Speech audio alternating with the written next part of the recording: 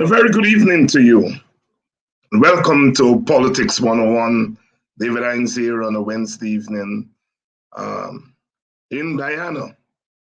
Want to welcome everyone down to Politics 101. Tonight we are going to be having some intense discussions. I expect Lincoln Lewis to drop by, Mark Benchop to stop by, Kidaki Amsterdam to stop by. So please share the link and let everyone know that we are ready to go tonight. Politics 101. Welcome to everyone who's joining us. Whether you're joining us from here in Guyana or overseas, in the Caribbean, South America, North America. Of course, in North America, we have to distinguish and well, not distinguish, but certainly mention the United States, mention Canada. Mexico is, of course, part of North America. I don't know if anyone from Mexico is joining us, but if you're in North America, welcome to Politics 101. Someone is saying the volume is not right, and I don't know. Everything seems to be fine with the volume here. Hope it improves. Welcome to Politics 101.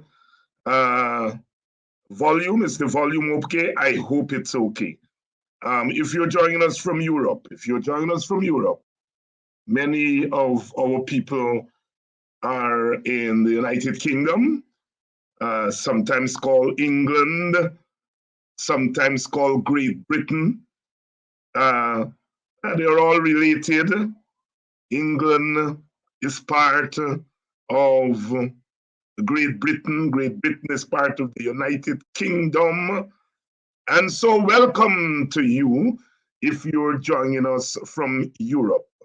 Lots of you in France. Welcome. Welcome to Politics 101. And it continues to be a week full of news. We have been hearing talk about local government election. Understand they're working to a schedule in December. The leader of the opposition said that he doesn't expect it to be this year. And he thinks that the PPP is not interested in local government election. Of course, the question was raised, if, as the opposition leader said, and the opposition in general, that they are not going to go to an election without a clean voters list, doesn't that apply to the local government elections, or does it have to do only with the national elections? It seems from Norton's answer today that one is not clear whether the red line in the sand or the line in the sand, whether it has to do with elections period or whether there's a separation between local government elections and national election. Now, we'll try to get Mr. Norton on here. He hasn't been on for a little while to speak to some of those issues.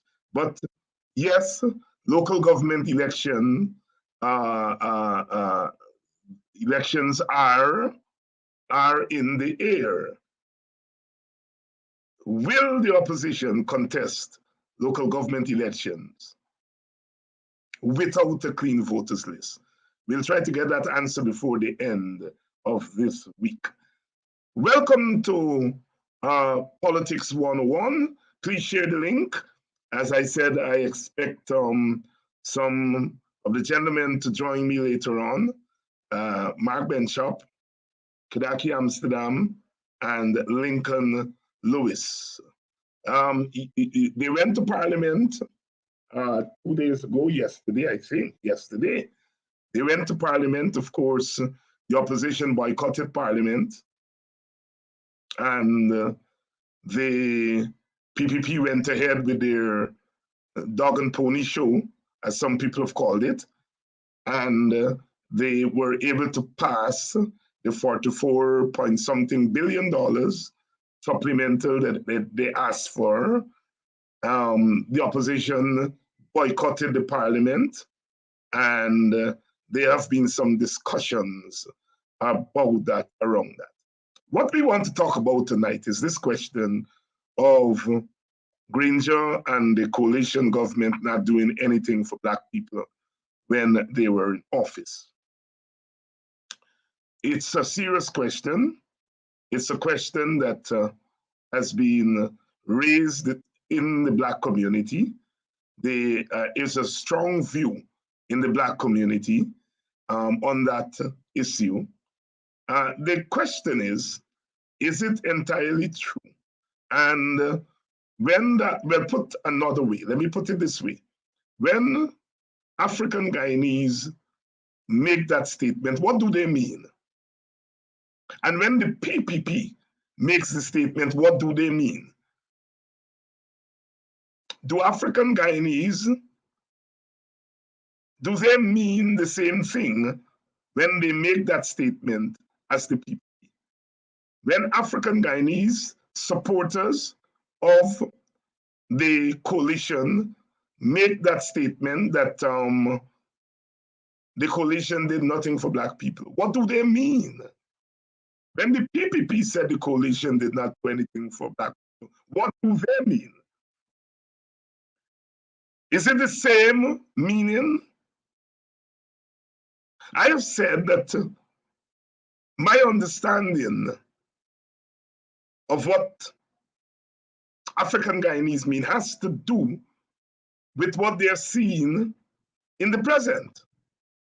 They're seeing a PPP government looking after its own supporters barefacedly. And not just looking after its own supporters, but looking after its own supporters at the expense of the supporters of the opposition. So, budgetary allocations have gone mainly to the business class, which is made up predominantly of East Indians, Portuguese, and Chinese. And then the little that is given to the working class, the bulk of that little to the working class tends to favor the Indian Guyanese working class. Now, I have said over and over again, my argument is not against what is given to the Indian working class, to the Indian Guyanese working class. That's not my argument. God knows the Indian working class, the Amerindian working class, the African working class, they all can do with a lot more resources. So my argument and my problem is not with what is given to the Indian Guyanese working class, but what is not given, comparably speaking, to the African Guyanese working class and to the Amerindian working class. But I am concerned there with the African Guyanese situation. So those who are saying, well, we don't want the government to look after East Indians, we want to put that to rest. But in a society where groups measure their own condition against the condition of their neighbors, whatever you give to the Indian Guyanese working class would come under scrutiny by the African Guyanese working class. And so therefore the question of equitable distribution is a kind of threefold argument. The first argument is the discrimination between the business class, the bourgeoisie, as the old Marxists would call them, the upper class, as the sociologists would call them, and the fact that that class is given more, far more, disproportionately more than the working class. That's the first argument. The second argument is that within that bourgeoisie class, the vast amount of resources are given to two ethnic groups within that bourgeoisie class, that merchant class. The Portuguese, the Indians, and of course the Chinese. And that the African middle class or upper class or bourgeoisie, they do not figure much there. One may argue that there is not such a thing as an African merchant class or commercial class. There's an African Guyanese middle class, but its class in the African Guyanese community is determined more by status rather than by economic wealth. There's a very small African Guyanese class, and it's not represented. And so, therefore, when you distribute resources in the upper classes of the society, African Guyanese and Amerindians are left out. So there is that discrimination there, unevenness there.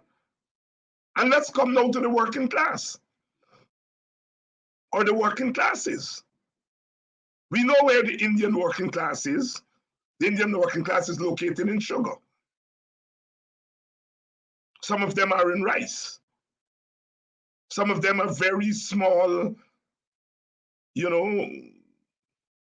vendors. They're in fishing and cash crop and so on. And we know where the African Guyanese working class is. They're in the public service for the main government service, teachers, nurses,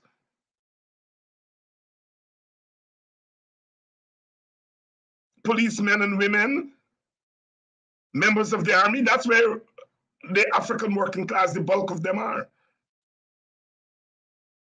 And when you look at where the government has been tossing money,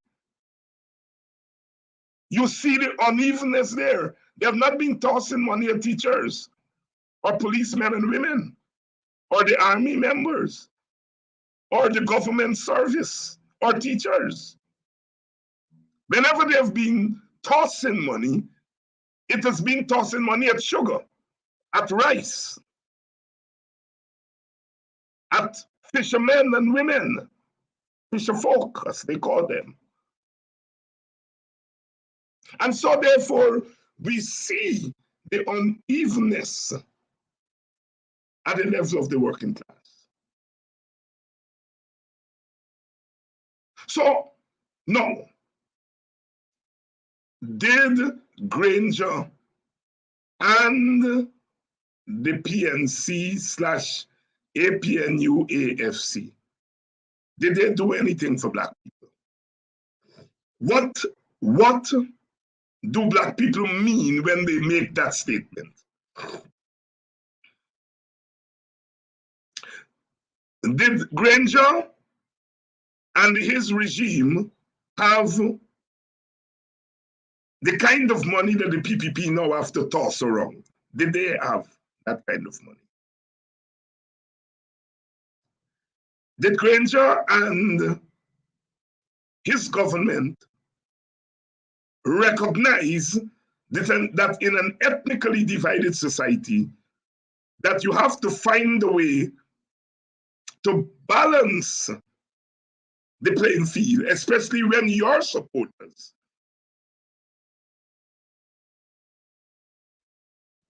are not at the same level of the supporters of the opposite party?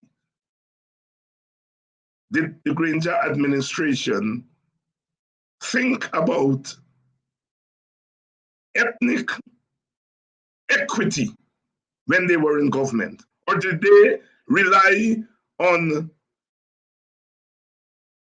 all one tide lifts all. And the PPP, when the PPP say that the coalition did nothing for Black people, what do they mean? Certainly, if the coalition had implemented policies that were directed at Black people, PPP would be hollering racism. So when they say Granger did not do anything for Black people, what do they mean? That's one of the questions I want my panelists to address tonight. The different meanings, as I am arguing, the different meanings from the different sides.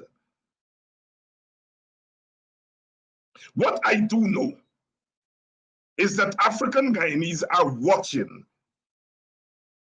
what the PPP is doing today. And in my view, they are then looking in the rearview mirror and asking their own government why you couldn't do for us what the PPP is doing for them. I think that's what Black people mean.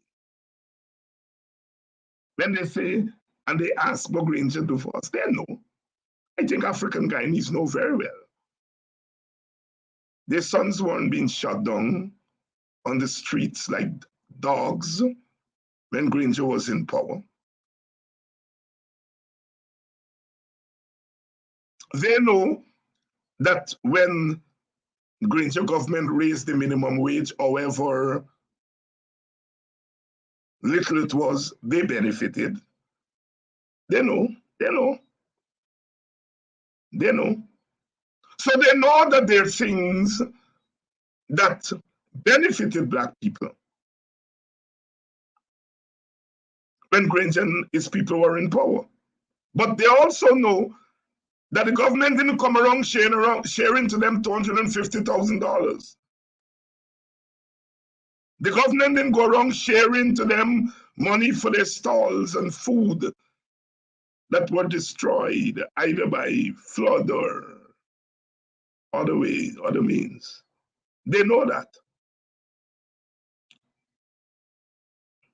And so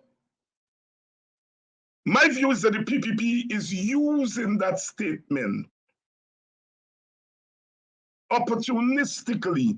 They would never allow a Black government in Guyana to implement any pro-Black policy. Granger got hell for implementing agriculture program in Ithaca and Buxton and Mocha and BV Triumph. He got hell for that. And that was a small project. He got hell for giving a little small piece to it, Prodigy, to observe the International Decade of African peoples. He got hell for those small gestures. Had Granger done what the PPP is doing today, had he done that for Africans, he would have gotten hell. Granger spent a lot of money on sugar, but he's not remembered by East Indians, supporters of the PPP, for what he spent on sugar. He's remembered for what they call knocking off 7,000 sugar workers. The ethnic discourse in this country is a very subtle discourse that needs disaggregating. The academics call it unpacking. Unfortunately, there are some people in the Black community. I don't want to knock on young people, but most of them are young people. They are falling for slogans.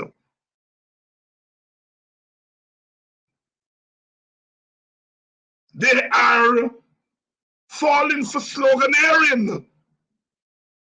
They're not sitting down and disaggregate reality, unpack reality. And the PPP is playing them not like an African drum, as an African drum don't play that kind of music. The PPP is playing them like a chutney dance. Getting them to engage in chutney economics. Tangling them up that they don't take the time to determine the difference between money and wealth.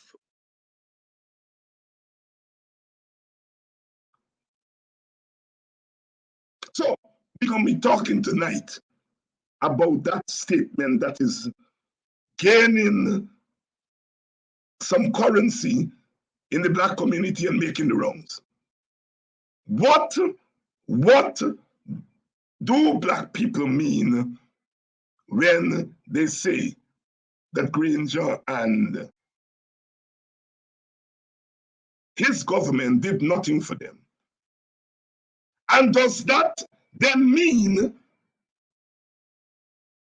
that when the PPP come and give you a couple of hampers and a couple $1,000, that they are doing something for you? Existential questions. Share the link. Share the link. God, don't make me sound like my brother Sherrod. Share the link. Share the link, please. We're talking tonight. They don't want us to talk, you know. They don't want us to talk this kind of talk. Oh, David Hinds, every time you open your mouth is race.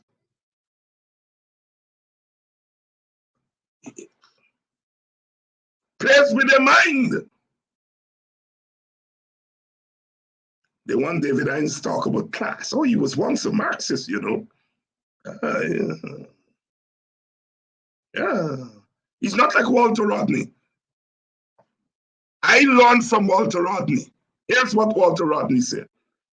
If you use race to dehumanize me, I would use race to humanize myself. Let us hide the part of Rodney. I would rather be talking about class. I would rather be talking about other things. But I have to talk about race. I didn't make race. I didn't invent race. Black people didn't invent race. And I would rather be talking about beauty and all the other things. But I have to talk about race because it's the single most important factor in the life. Walter Rodney grumblings with my brothers. They want to bury the book. I don't think they ever read any book Walter Rodney, right? They're not reading. They can't tell where they get their first degree from. You can buy a doctorate, you know, without reading a book. They may know the title. I bet you. If you ask them to name 3 books that Walter Rodney wrote, they may say, oh, Europe underdeveloped Africa, but they will have some difficulty there because underdeveloped is a hard word to pronounce, like reparations. Walter Rodney was multiracial because he fight a Black government to remove it from power for an Indian government to come into power. He didn't live long enough to follow through on that logic and to help to correct that unintended consequence. But by God, people like me, who was at his side, I've lived long enough to recognize intended and unintended consequences, and to take the struggle to another level. While to running after life, they can say all kind of things. Anyhow, let's go. Let me bring in my panel. I see Lincoln Lewis is here. Mr. Lewis, good night. Mr. Good Lewis. night, David. Good night, audience.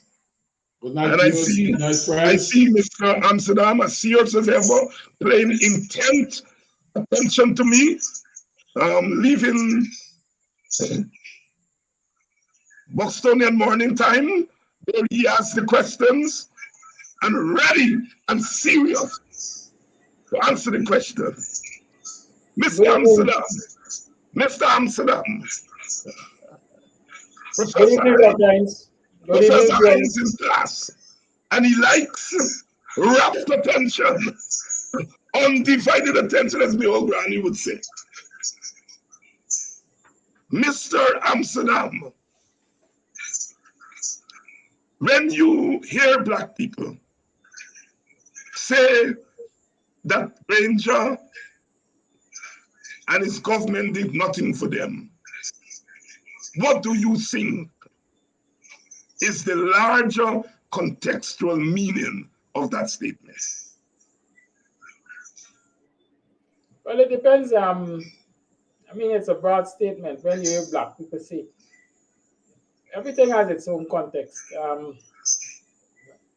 I look at that statement from an individualistic point of view, and then I look at it from a community point of view. One must understand that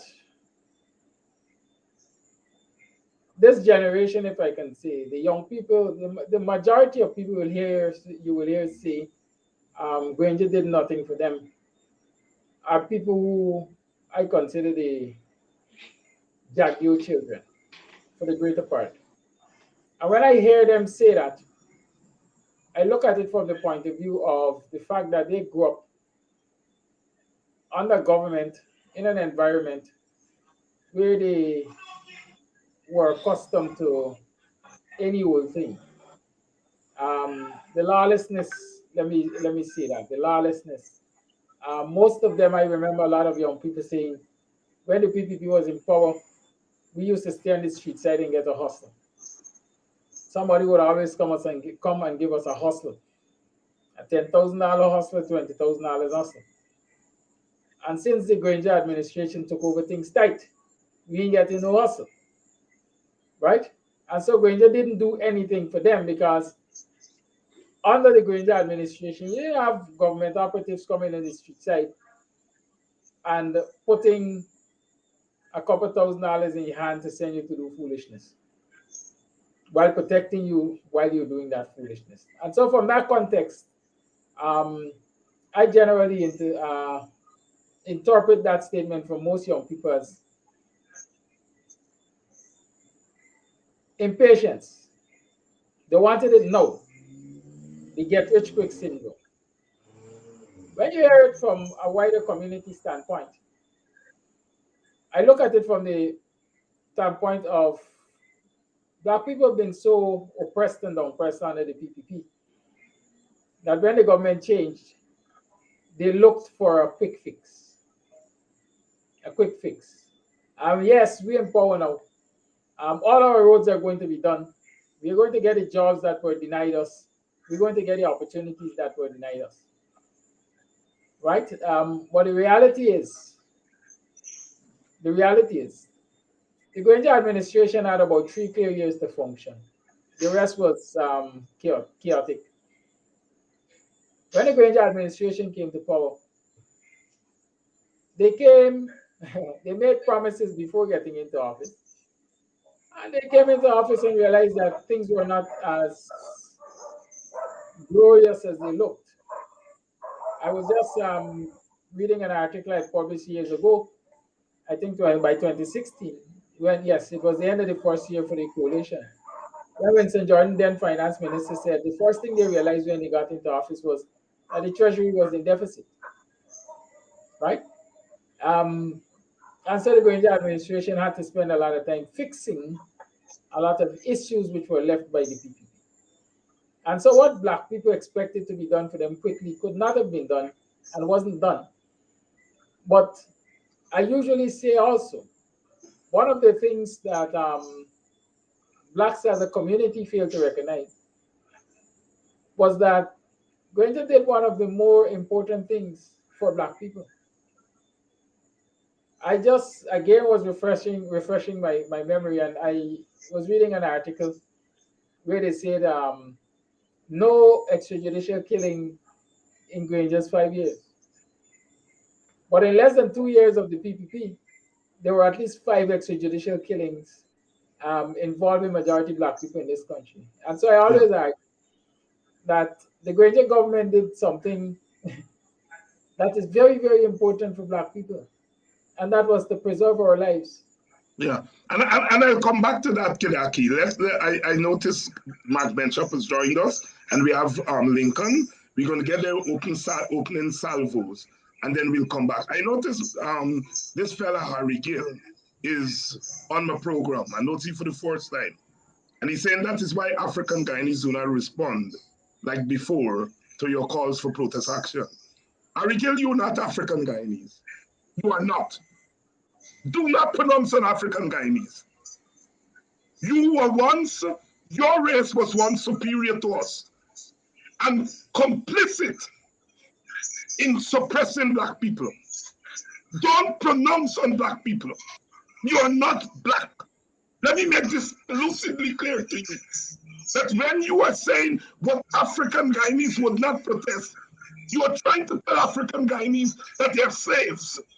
Only slaves and people who are dumb would be suffering and don't protest. And I want to let you know here tonight, no Portuguese man ought to pronounce on Black people. And I'm going to block you now from my program.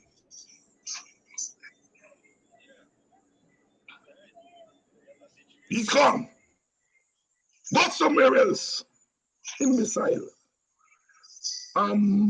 Lincoln, when you hear Black people say that Granger and the coalition did nothing for them, what you interpret them to be saying?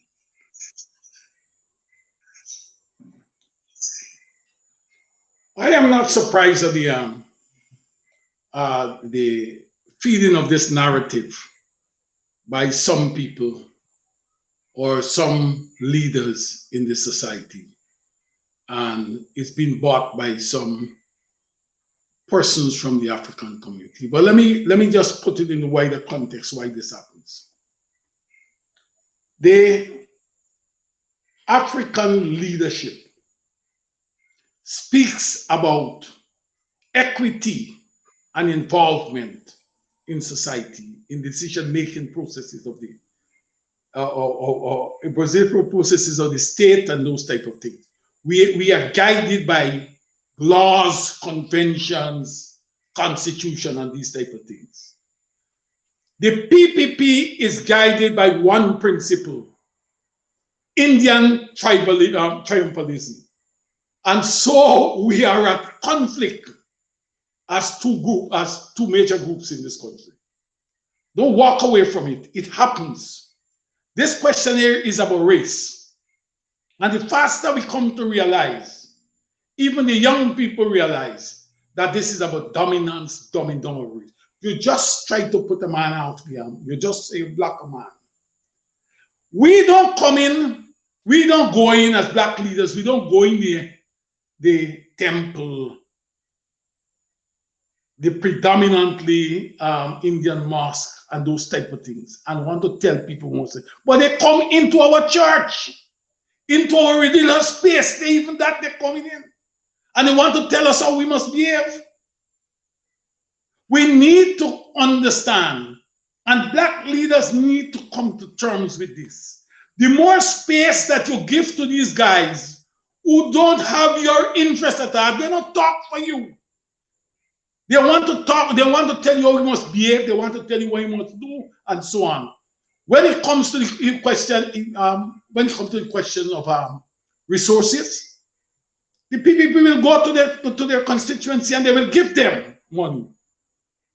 Well, they come to the African community. If they give 150 to persons in the Indian community, they come and they give 50 in the African community. And people buying that, they like them, they're doing something for them. But every dollar that you have taken and be compromised, it's not that you shouldn't take the money. The money belongs to the people belong to the state. It's taxpayers' money. And the majority of people who are paying taxes are not the rice farmers, are not the merchants. It is the working man whose money, whose taxes are deducted at source the moment they get it paid. So we must take it. But then you must understand this, that when you go for a lease, they don't tell you that you can get land. They tell you can get a house lot. And it takes you 3 years to get the house lot. You believe that you're going to pay and you say, all right, I'm going to get a house lot. But when they give you a house lot, it's in a swamp. But while they give you that house lot in a swamp, with no road, no electricity, look, for instance, compare that with the embankment, the old railway embankment between the old railway station in Georgetown coming back to Vincent Road. They're spending millions of dollars there. Hundreds of millions of dollars. What they're doing, they are building some park, but look where a number of people are living. The roads are bad. Rather than repair those roads, they're going to tell, like the Prime Minister who was in Buxton quite recently, Melanie quite recently, you know what he said to the people? He said, we will look at your problem, to address your problems in the budget of 2023. 3 days after the president was at Pigeon Island, and he said, we have 80-something million dollars ready to deal with your problem. It's the black people over at Melanie who have to wait for next year. But the Indian people, who are primarily Indian in Pigeon Island, their problems are being addressed immediately. And the faster we come to terms and understand that the narrative is not a narrative that comes primarily from the African community, but it is fed by Indian leaders into the African community. And those are things that we need to go down here. I don't believe that the Granger administration has done a good job in selling the things that they've done. Let me give you an example of that. All right, Lincoln, I'll come back to that. When Granger administration, in the 5 years. Lincoln, I'll come back to what David Granger's policies. Let me get Mark Benchop in to disaggregate, unpack. You're an academic now, you know, Mr. Benchop, so I have to use the academic language in you. When you hear black people say, well, Granger government didn't do anything for them, what do you think they mean? And do they mean the same thing as the PPP when the PPP makes the same statement? Thank you for having me. I hope you can hear me clearly. Very clearly, sir. Thank you, and good to see Lincoln, and I believe Kadaki is there with you as well. Let me commend you for being as bold as you were with that political hooligan that you basically chased off.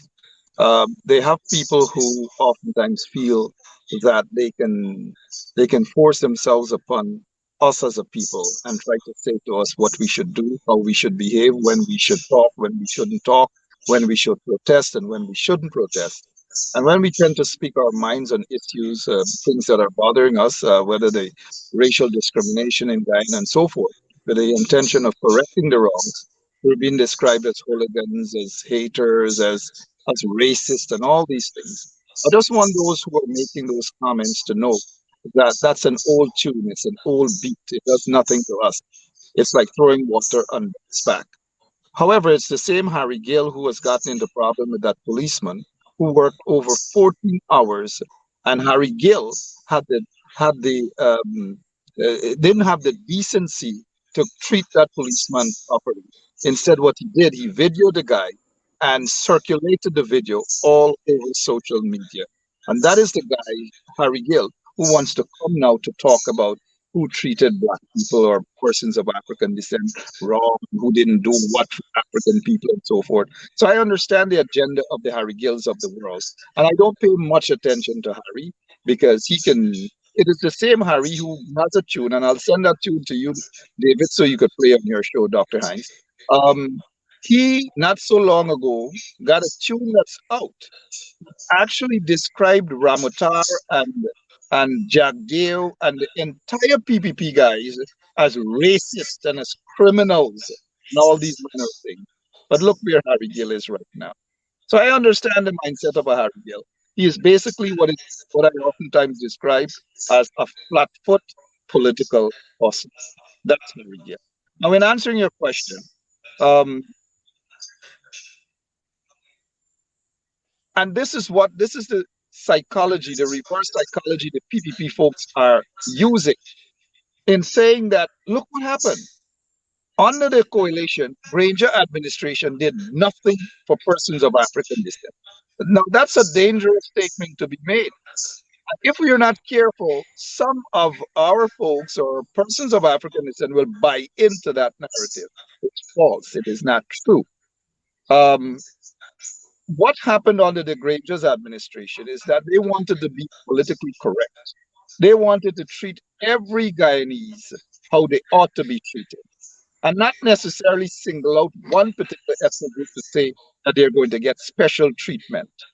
But I think it was Kadaki who made the point that there were extrajudicial killings that were reduced over 98% compared to what happened under the PPP, where hundreds of young men, mainly of African descent, were slaughtered under particularly the Jack Davis administration. We saw of we saw what the Ramatara administration did to the people of Linden. We saw it all over the country. So what the coalition had to do was to basically start Guyana from fresh after 23 years of political injury under the PPP regime. It wasn't an easy task to fix that country all over again. Mistakes were made, yes. Communities that should have been looked after, that were neglected by the PPP, were in some instances neglected by the coalition as well. Now, I wouldn't jump to blame, put all the blame on David Granger, the former president. Of course, he should be blamed for a few things, and I wouldn't shy away from that. But he has also had some square pegs in wrong holes. They had some ministers under the coalition when they were there. You couldn't even talk to them. They weren't even returning your calls. You didn't even see them on the ground. They weren't even in the communities representing the interests of the people, especially those who voted for them. Most of those ministers were missing in action. They became powerful overnight. Some of them were arrogant. And so while David Granger, as president, was sitting in his office, expecting these ministers to go out in the communities and work on behalf of the government, a lot of them became arrogant. You couldn't see them, like I've said. You weren't able to get in touch with them. And that, to me, was part of the breakdown in terms of connecting to their constituency. So not only is David Granger, we should be blaming and saying Granger's fault. Is some of those square pegs in wrong holes, some of those flatfoot hustlers who became ministers, who weren't who weren't knowledgeable. They had no experience about the struggle. They weren't around when three of us or a couple of us were hitting the streets, targeted, discriminated against. Most of them weren't there. So they didn't understand the struggle. They didn't understand exactly what they should have been doing. And so, by virtue of that, they got into office and neglected, for the most part, their support base. Now, the only time for me, and I'm speaking based on experience and based on what we have seen and based on what a lot of the people complained about, right after the no confidence motion, that is when most of those ministers who were missing in action, they became what is called ordinary folks again. Man, what y'all want, we can do for you. We can go into your community. That is when you started to see a lot of them going out in their constituency and started to work for the people. The question is, where were most of these guys prior to the no confidence motion? So in some instances, yes, a lot were actually done as it pertains to the interest of persons of African descent in Guyana. But for the most part, the failure had to do with those arrogant ministers who never gone into their constituency, who were never grateful to their support base. And so they neglected those very people. Unfortunately, I'm seeing some of those people pomposetting themselves as MPs, who are back, some of them with the same arrogance, the same attitude towards their own constituency. You don't see them at protest. They're hardly around. Some of them feel that they're more powerful than God in heaven knows who. And so they're not on the ground. They don't take their boots off. They don't go on the ground to talk with the people, to understand the plight of the people, and to let the people know that we are with you. Most of them are concerned about their salaries. Most of them are concerned about they have no salary right now. They've been suspended. How are they going to survive? Most of them are concerned about their next job, that they cannot be seen protesting. Now, I have issues with that. If you have been nominated or elected or appointed to be an MP to represent the interest of the people, well, that should be their number one focus. And for me, I have seen most of those MPs, their number one focus is their second job, not their main job as being a representative of the people. And if these people who are in the coalition now, who are MPs, who are supposed to be representing their constituency, if they continue with this sort of arrogance, this attitude where they want people to worship them all the time, they cannot take constructive criticism, they get vexed with people, they need to strategize. They need to go back into that room, strategize, and come again properly in the interest of representing their constituency. Otherwise, we're going to be talking from now until God in heaven knows what about the interests of African Guyanese. I think we have long gone past discussion stage. We need to go to the next level. If whoever the oppressors are in office can't give us what we want, we have to find a way to demand what is ours as Guyanese. Because every Guyanese, whether from Monrepo to Buxton, or Alnis to Philippi, or Linden to Kokwani, or Letem, or Bartica, every Guyanese deserves to be treated equally.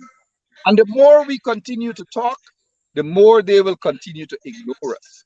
But once we put boots on the ground and demand what is rightly ours too as Guyanese, that's the only time these people are going to listen to us.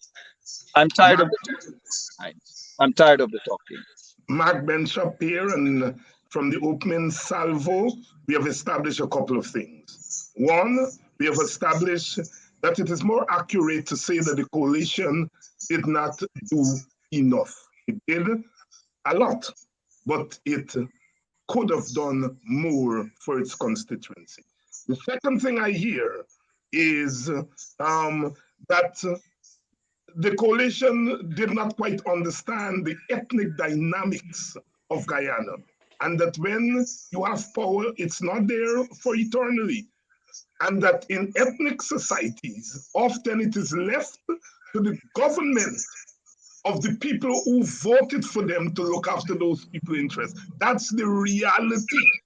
You are not going to expect the people of the government of one ethnic group empowering the supporters of the other ethnic group. So I think we hear here the coalition did a lot, but could have done more. And that secondly, it did not quite understand how ethnic societies work and the relationship between ethnicity and power. Now let's move to the PPP. The PPP has adopted a mode of governance that has angered a lot of us. But the PPP is very clear about its understanding of Guyanese society. And it is saying our first line of action is to our constituency. Our quick second line is to those who help us to come to power. And since you cannot satisfy all of the communities in a big way, they have decided it is the rich and powerful, which includes a majority of their supporters, or the majority of which is their supporters, and at the level of the working class, you give them more than the other working class. It's clear. You can disagree with it, but that's their mode of governance. What then happens as African Guyanese are looking at the PPP and they're looking back in their rearview mirror and say, wait a minute, we party didn't do this. Where does that leave us in Guyana? When the government changes in 2 years or 3 years or 4 years, what next? And I want us to grapple with this question. I'm less interested in itemizing what Granger did and what the PPP. I'm grappling with this question of what is the mode of governance in an ethnic society. How you share the corn when you have power in your hand. And it seems to me that the PPP has thrown down a mode of governance. Is this how we're going to continue to live in Guyana? Is this how we're going to continue when the coalition comes back to power? It looks after its supporters first and foremost, and then the supporters of the others will have to do without? Or do we try for a balance between satisfying the needs of your supporters, but in the process, not discriminating against the needs of those who didn't vote for you? It's a complex question, and I'm asking for us to grapple with that question. Leave the itemizing of what Granger did to the ministers and them, and that's why I have no ministers here tonight, because I know they will come and itemize. I am less interested in itemizing. I'm asking about a mode of government, because I think that's what people are pointing to. They know what they benefited from, but they're seeing the PPP's mode, and they may be saying, that's the right mode. We as analysts, how do we look at that and react? You're muted. The simplistic answer is, as the good book might have said, an eye for an eye.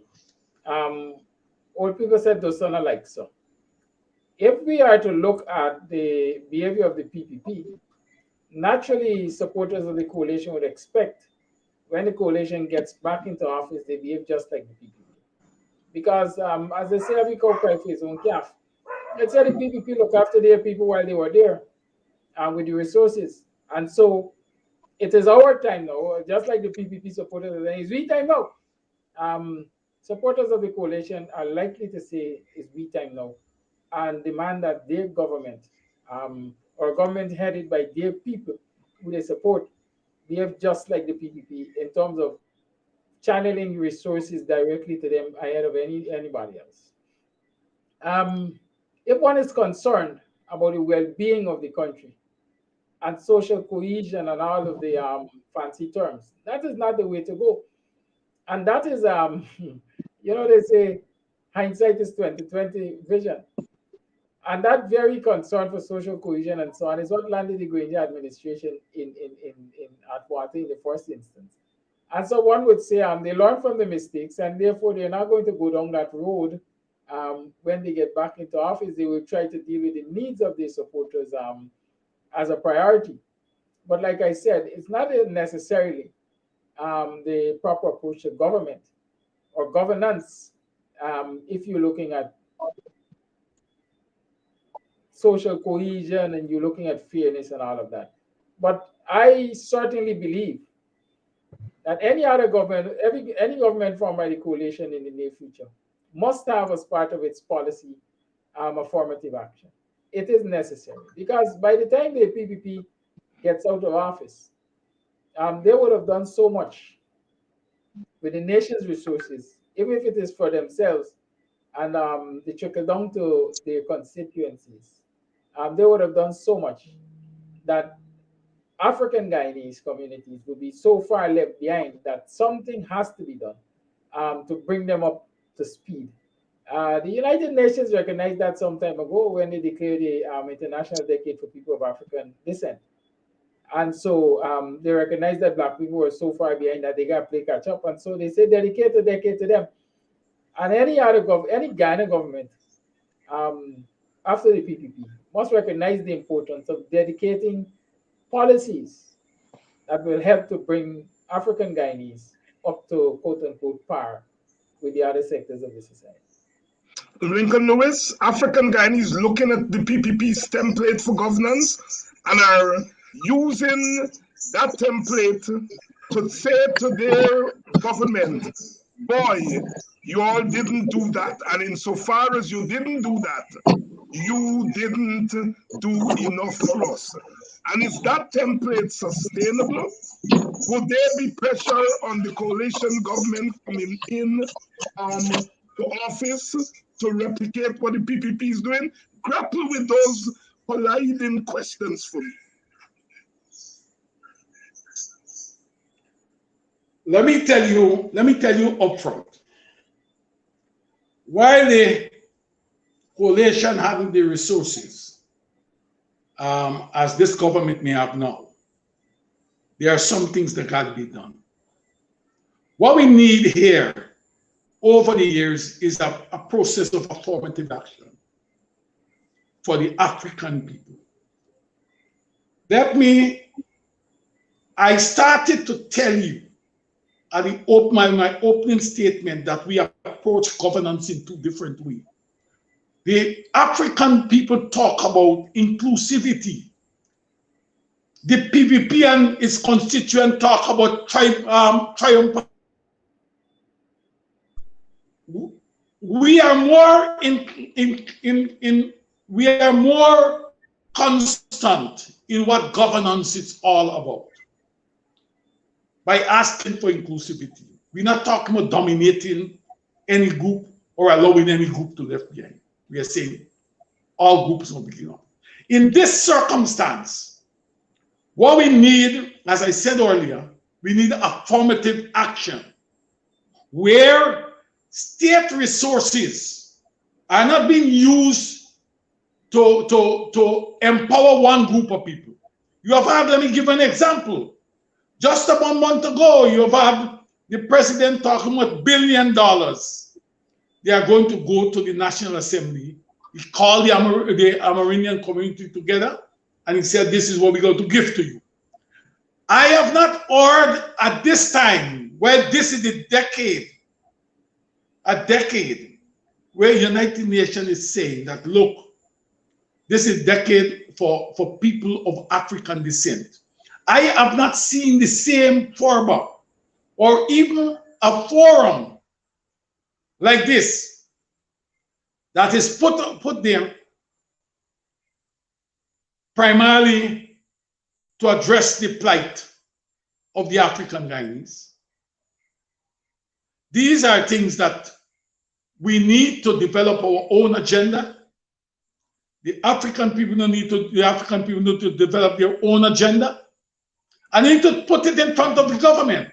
Organizations like SAGE, like PANAF, like AGDA, the Rastafarian community, all the organizations need to, don't wait on Orphan Ali to come to tell you what he will give to you. We need to develop it. We need to put it in front of this government. Let this government say that he did not fund it. Let this government, let me point out to you. Everything for the government, every contract for the government, nearly all of them now, they say what they have, it's an emergency. well, then the plight of Africa must become an emergency. Our people must be able to get contracts of a certain level.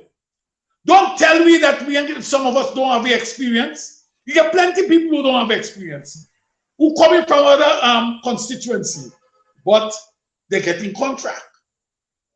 You give them because you intend to not only silence their voices, but you intend to buy their votes. We must put down, and let me tell you this, the United Nations Sustainable Development Goals. When I look over what they passed in Parliament, I believe 2 nights ago, when I look at it, I'm saying, yeah, we must get some of that money. Some must go to the African community. The black belly sheep that they bring in the country. I hope that a number of the African communities in Region 5 that they're carrying the most will be able, will identify a number of farmers there, will be getting them. You get farmers in Belladrum, you get in Litchfield, you get in Oaktown, you get in number 5, you get in Itika. They must get to. We have to make it, we have to put in front of the government a position on behalf of the African community. We can't sit down and look at them and only say, this is what they're doing. We know, let me tell you something. They don't have respect for rules and laws. They don't have respect for another principle. They don't have no respect. Let me give you an example. In 2015, after Parliament was prorogued, they give all us what you call it, television and radio license.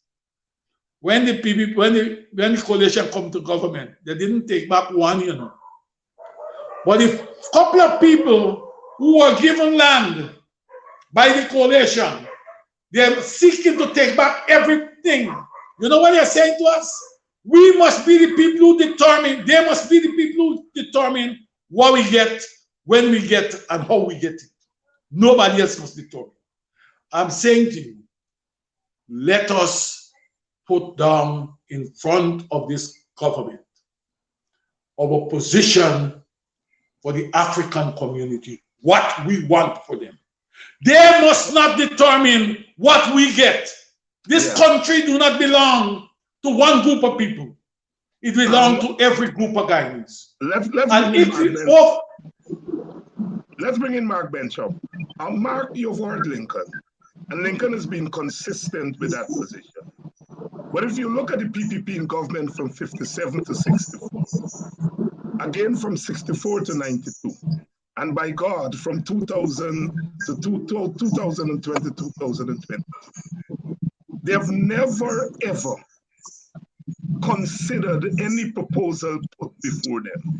Isn't the question here power? Isn't it the question? Because what the PPP is saying, we got power, and we are going to use the limits of those power, even going beyond the limits of the power, to implement our manifesto. This is geared towards those who support us and those who install us. All right? And they're going full throttle, don't care what nobody says. Is the answer put in programs before them, or is the answer knocking the feet out of the table if you don't sit at the table? Backbencher. I don't think that the PPP wants, we should sit, and expect the PPP to invite us to the table. We have to demand that we have a space on the table. To sit and talk and expect that the PPP is going to call us in and let us meet and distribute the wealth in an equitable way, it is not going to happen under this PPP regime. We know from experience of the 23 oppressive years of the PPP that they're not concerned about one set of people. They're not even so much concerned about their own set of people, because it is their own set of people also complain about large-scale corruption across the board. So whilst there is this perception that they reach out and they're helping out their support base, For the most part, it is as a result of corruption. So they utilize the billions of dollars to put into, quote unquote, their constituency because it is easier for them to be corrupt. With the billions of dollars, for example, they put into Gaisuko. One would get the impression that they put the billions of dollars into Gaisuko so that the ordinary sugar workers can benefit properly from it. They don't do it with the interest of the ordinary sugar worker. They do it with the interest of corruption. And where the corruption is, the highest level of Gaisuko. And who doesn't get anything? The ordinary sugar workers. So if you go to the quarantine or other places and you ask the sugar workers, with the billions of dollars that has been placed, that has been pumped into the sugar industry, are you better off today? And the answer is no. With the billions of dollars they keep pushing into the sugar industry and lying to the sugar workers, supposedly their support base, lying to the sugar workers that their lives are going to be better. The truth is, based on the evidence, the lives are not better. So there is this perception that the PBC only looks after its support base. A small percentage of that might be true, but overall speaking, it is farthest from the truth. Take a look at the people in Blackbush Older. Take a look at the people at Port Morant. Take a look at the people at Albion. Take a look at the people at Mont Repos and other places. They're all complaining. So whilst we sit and we think that the PBT is actually doing something for their constituency, the truth is, and reality is, they are not. And the only time, again, without not wanting to repeat myself, that they put billions of dollars supposedly into their support base is as a result of corruption at the highest level of the PBT. Now, say for example, when the PBP puts billions of dollars in the sugar industry, the other set of people, like the bauxite industry workers, shouldn't just sit and say, man, look what they're doing. Or the leadership of those individuals who have been neglected should try to force the PBP to do the same that they have done for the bauxite industry, sugar industry, to do the same for the bauxite industry, to do the same for civil servants. How do you do it? You can't just do it by us sitting and talking. We can't just do it by those who are appointed and elected to represent our interest in the opposition to only make pronouncements at press conferences and so forth, or to go on some Facebook show and talk. People are tired of that. People are tired of the talking politicians. Leave that talking for us as talk show hosts. The politicians, the opposition MPs, have a lot to be blamed for some of the problems in the country. And when I say problems in the country, in terms of not adequately representing the interests of their people. Because majority of those MPs are afraid to go out. Majority of those MPs are afraid to speak out. Majority of those MPs are afraid to be locked up even for one night at Brigham Police Station. Hence, therein lies the problem that we have, for the most part, representatives who just don't give a damn about our interests and who do not have the energy to go out there to represent our interests. And that's a All sad right. situation. Mark Bishop. Dr. Hinds, Comrade Lewis spoke about in terms of empowerment of African persons of African descent, and that the coalition, in my opinion, it is not what but I'm saying this, that when the coalition were in office, they neglected key players. They neglected people who were in the trenches fighting. They have neglected and disrespected persons who put their lives on the line to ensure that the PPP was removed from office. And when they got into office, some of those same flatfoot hustlers who became ministers and MPs and so forth disrespected those who put their lives on the line, ignored those who put their lives on the line. And instead of empowering those individuals, not by thieving or cheating and giving them anything. Say, for example, with some media houses, the coalition were more concerned about giving Stabrook News $250 billion in ads in less than 2 years. What did they give Channel 9? Next to nothing. What did they give Prime News? Next to nothing. Crumbs. Lincoln mentioned the fact that the coalition didn't revoke any radio station or TV station license, even though most of them were given under questionable circumstances. But yet the coalition was able to distribute ads in an equitable manner, unlike what is happening now under this installed PPP regime. Then Shop Radio hasn't gotten a cent from the installed regime. Other radio and TV stations that are not necessarily pro-government do not get a cent from the PP. And so mistakes that our folks in the coalition made, and there were a lot of mistakes made by those very persons who sat there accused. They need to look into the mirror and have some serious representation. I give most Mark of Bench them up there. Mark Bench up there telling it like it is. Kedaki Amsana, let me bring you in here. Mark Benchup said that the perception that the PPP is looking after its base is precisely that, a perception that it's not looking after its base, that sugar workers are not benefiting. And sugar workers among the most highly paid, if not the most highly paid working class people, and sugar workers earning far more than public servants and teachers. Your take? Well, it's a one point. Well, let me say, I don't want to necessarily say I disagree with Mark. Well, you're free to disagree. Listen. I usually say this: the PPP is looking after its base. It's folks. It's not a perception. But like Animal Farm, some of its supporters are more equal than others. The big businessmen and higher ups, quote unquote, get more out of the PPP than the ordinary rank and file majority Indian Guyanese community. But the fact is, they are looking after those too, when compared to what African Guyanese communities are getting. If we're going to talk about sugar workers, let's talk about Gaisuku. We see immediately after coming to office, $250,000 to quote unquote retrenched workers who were already paid their severance. That is pandering to their base. That is looking after their people, right? We know of lots of other grants and payments that were made and are being made, some under the table, right?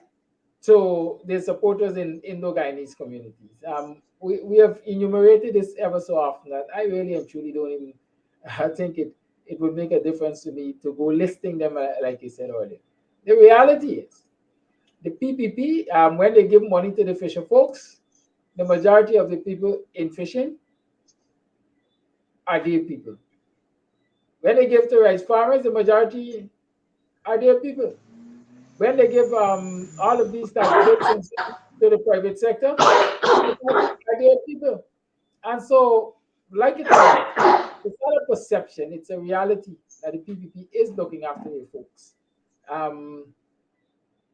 Compared to what they do to African Guyanese.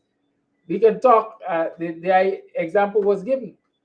We had in Buxton, for example, a visit by a quote-unquote ministerial team for about 6 weeks or 8 weeks ago. Promises were made to Buxtonians, we're going to do this and we're going to address your problems and so on. 6 weeks after, Ali came to Buxton and simply said, Buxton is important to the country and we will focus on making them as in dealing with their issues. But in one visit to Pigeon Island, he was able to say, we'll give you $80+ million for your community development. That alone is an example. We can readily go to Pigeon Island, which we see as our people, and give them $80 million. We got to think about that.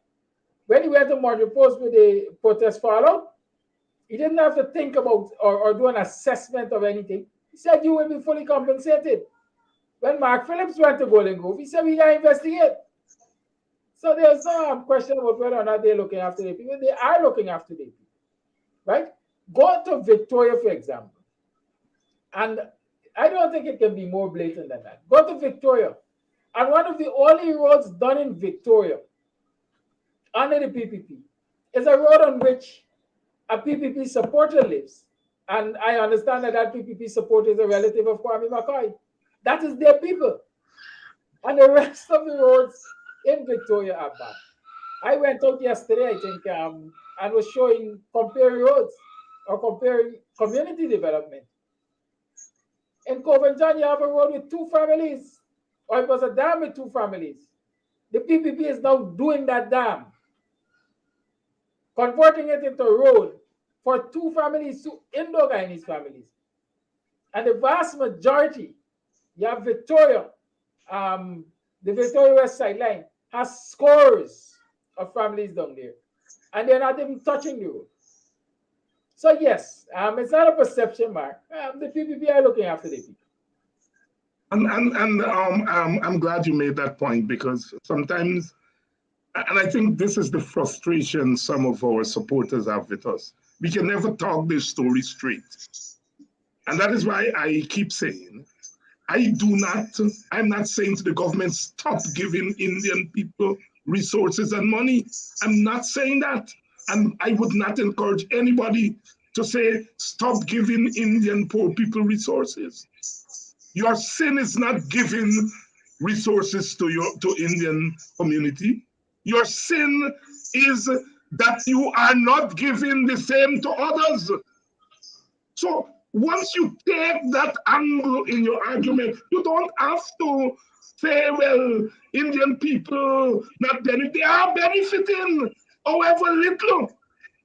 The point is that the other communities are not getting that little benefit.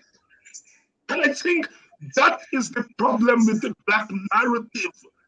We don't think that Black people's story is worth speaking full throttled, and to say this is the state of Black people without looking wrong for who gonna say this and who gonna say that. I think that's part of our problem. Lincoln Lewis, do you agree? Let me just backtrack a bit and let you understand this. When the PPP put in that $250,000 to sugar workers, they knew fully well what they were doing. The sugar workers are not getting a higher wage and salary than the public servants. When the government put in the $70,000 minimum wage, was to bring up the sugar workers in the state sector. They were the greatest beneficiary of that increase because they were somewhere around 50-something minimum wage. So they get a big increase to meet to the 70. But when you put the 250, was an act of sustaining them, of sustenance to them. The issue here, why you put $250,000 there and you didn't get to those bauxite workers at BCGI who lost their jobs a similar $250,000. And I can answer so the that issue question. Here Lincoln, is a question of pandering to their base. That's right. The answer is simple. It is simple that they've said this is a mode of governance. I asked the question before and I wasn't too sure that you all addressed it. What are we doing going forward? I think Kedaki zeroed in it when he said, well, that is the mode of governance. It is not the most desirable, but it seems that is the pressure is going to be on the coalition when it comes back to power. And I want us to really get our teeth into that the PPP, if it used to hide it before, in 57, 64. David, let me make this point. You're coming. In 57 to 64, we know what the budgets look like. And that led to the 135-day strike by civil servants, etc. They came back to power.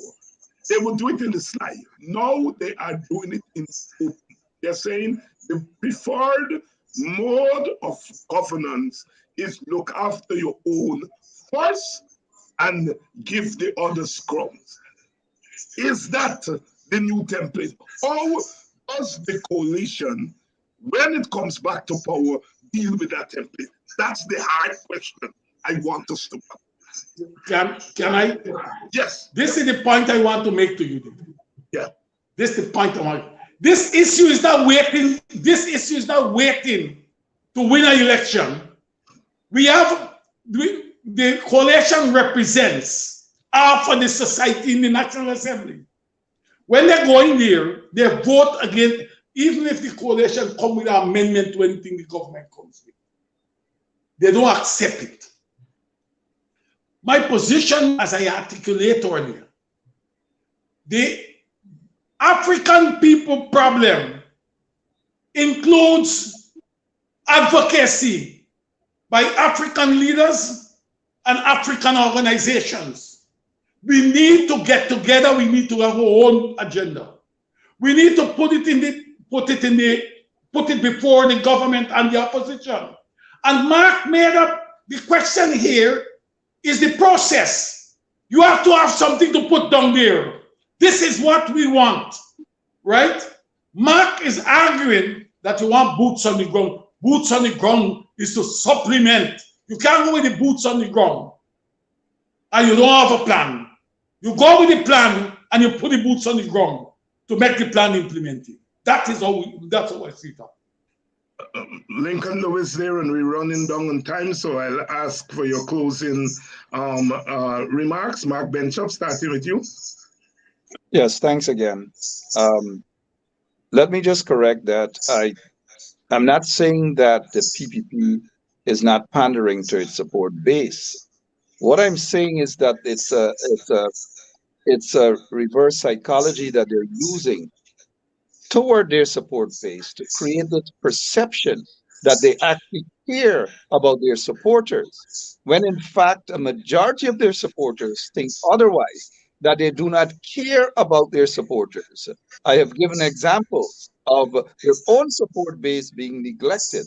And the only reason, the primary reason that the PPP gives billions of dollars into their support base to create this impression that they really care about their constituency, when in fact majority of the money is being swindled off. It's being done on the false pretense that they're pushing something back into their community when they're stealing. Those who are in the hierarchy of the PPP are stealing the bulk of the monies. The sugar industry, the rice industry, Mr. Gaddafi mentioned about.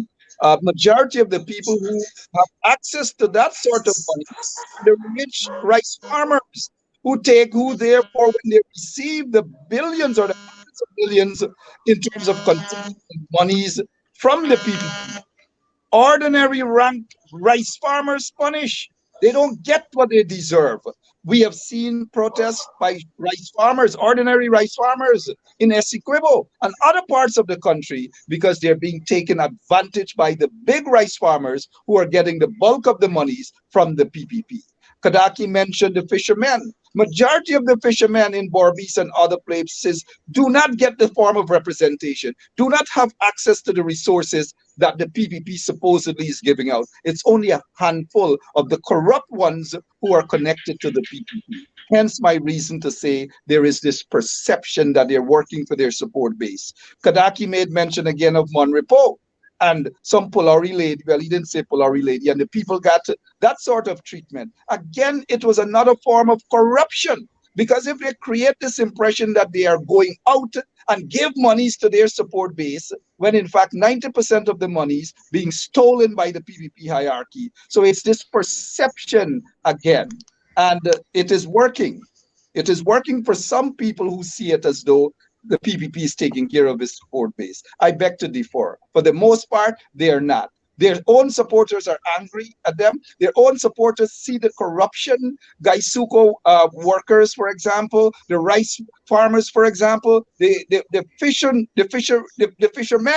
and women. You go and ask them at Corriverton, at Skeldon, and other places, how do they feel about the PPP? It's not just a perception. They know that the PPP is corrupt. They don't want the PPP in office. And that is why if the coalition guys get their goddamn act together, get out of their air-conditioned offices and go and represent the interest of the people, including their constituency. But no, they're not going to do that. They wait until they get suspended and want their support base to cry, oh, they got suspended. Every time something happens to one of those opposition MPs, they want the people to run out and defend them and all manner of things. But when the people are feeling the plight, most of those opposition MPs, we do not see them.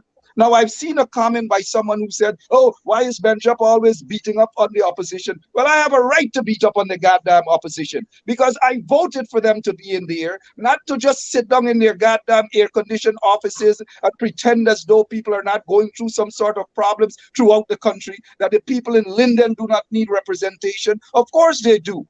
I need to see my MPs, them out there working, taking their boots off, taking off their whatever they got to take off and go and work for the interests of the people. When last you see our MPs in Ituni, in Kokwani, on the quarantine, and all these places? But no, we're not going to see them there. I have no apologies to anyone who feels as though I am beating up on the opposition MPs. Somebody has got to do it. And I have no apologies for that.